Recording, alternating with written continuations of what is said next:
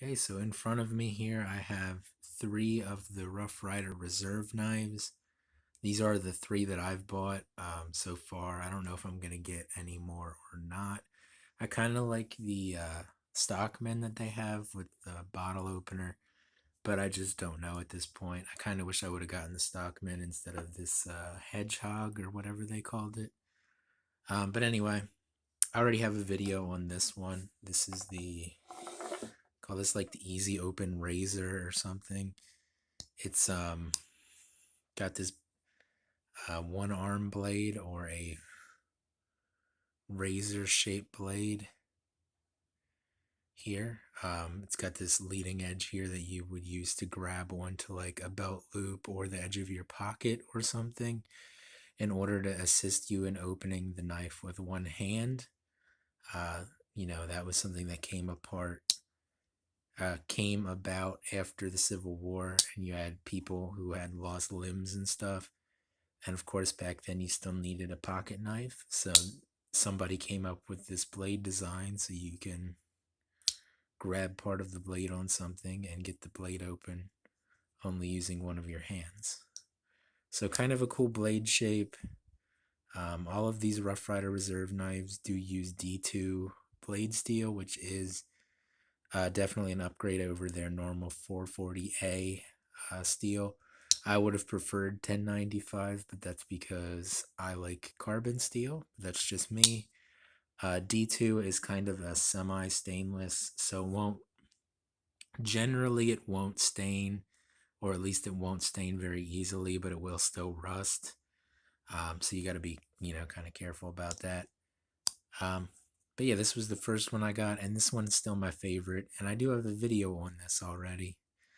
Um, they just released another version of this with brown canvas or brown burlap looking micarta. But yeah, this one's my favorite of the three that I have. The second one I got, which I never did make a video on, is this Hedgehog. It's kind of like a muskrat. It's got a clip blade and a Warncliffe blade. Um, I don't exactly love this one. I think one of these blades has blade play. Okay, the clip blade has a very small amount of blade play. Does this one have blade play? Yeah, this one has more. Slightly more. Not a huge amount or anything. I've certainly gotten knives with a lot more blade play than this one, but I just have a slight amount. I think the main reason why I don't really like this knife is this clip blade is just kind of oddly done, in my opinion. Like, I would have much rather had this just be like a flat ground blade instead of having it be all these weird shapes and everything. And then you got the Warncliffe secondary, that's fine. It's a full flat ground type thing. I mean, it just seems to me like the clip blade could have been a lot thinner, and I really would have liked it if it had a little bit more width, I guess, maybe. If there was more blade here, instead of having it be a pretty, um, I'm not sure exactly how to say that, but there's not a whole lot of material, and then they have it, instead of having it be like a full flat ground, it's got this weird grind, so it gets really thick. So it's like this short, thick blade. I don't know. I don't really like it that much. So the Hedgehog for me is kind of a bummer.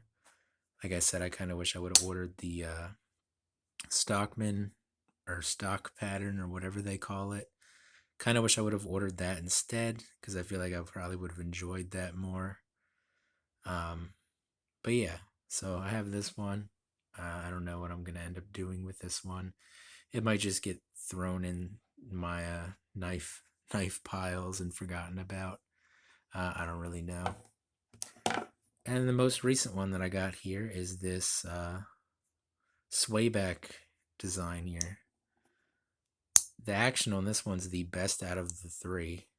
Definitely, the action on this is rivaling Great Eastern Cutlery's action on most of their knives. Oh, I forgot to show like how well, this one's really well put together. Like I said, this one has some slight blade play, but other than that, pretty well put together. This one has no blade play.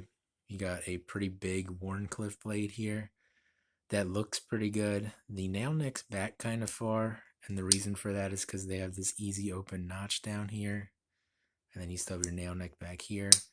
The easy open notch, I would like it if it was just a little bit wider because I have big fingers, because I have big hands. But for somebody with smaller hands, it would probably work pretty well.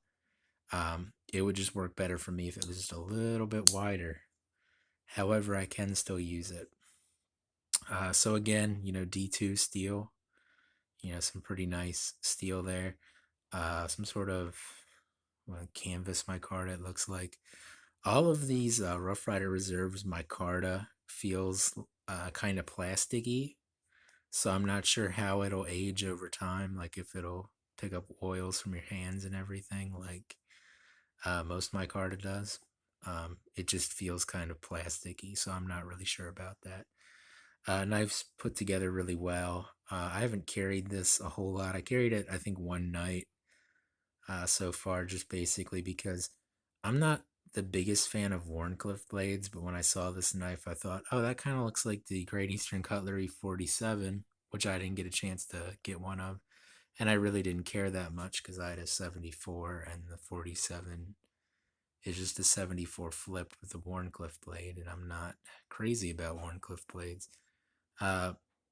Warncliffe blades are, they're fine, but generally speaking, not a blade shape that I need that often because a lot of what I use my knives for is I like to cut sandwiches in half, and a Warncliffe blade really sucks for that. Now, I mean, for opening boxes and doing like utility tasks, a Warncliffe and a sheep's foot blade and all that, they work great for that. But it's really hard to cut a sandwich with a blade with a straight edge like that. So anyway, these are the three Rough Rider Reserve knives that I have experience with so far. I'm not going to open the Hedgehog. My favorite one is still the Razor Jack or whatever they called that. And then I do like this one a lot. It's just not my favorite because of the blade shape. I'm kind of hoping one of these days they'll do a nice Barlow or a Daddy Barlow, Granddaddy Barlow, or they'll do like a Coke bottle, like a big Coke bottle, or one of those big single bladed knives that I like. Big single blade clip point knives that I like so much. Is there anything else I wanted to talk about? I think that's it. If you want to hear somebody talk more about this knife, you can go over to Jersey Knife Guy. He really likes this knife, at least for now. It kind of seems like he just goes through these spells where every knife he gets is amazing. So I'm not sure exactly how to judge that from him, if he actually really, really likes this knife or if it was just a new knife and he was excited about it. But I mean, overall, it's a good knife. I just, I'm not crazy about Warncliffe blades. I will keep it because it is really well made and it is nice and I like it. Just Warncliffe blade has its uses, and a lot of the times I like to cut food with my pocket knives, and a Warncliffe blade is kind of bad at that. But yeah, so that'll be it for this video, and I'll see you guys in the next one.